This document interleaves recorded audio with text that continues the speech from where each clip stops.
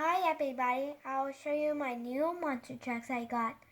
This is Thunderbus. It can change colors by the cold water turn to dirty. When you put hot water, it'll make it clean. And this one too.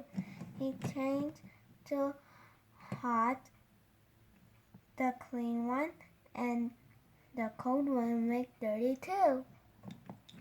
And when you put this by had spots on it, but not super dirty. When you put it so long, then it'll be so dirty. But this one's so dirty too, Dragon.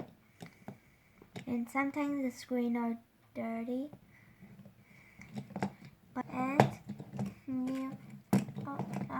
the wheels are big. That can help him to not stuck to the mud. And then the sand and water makes the monster truck so fast. Bye.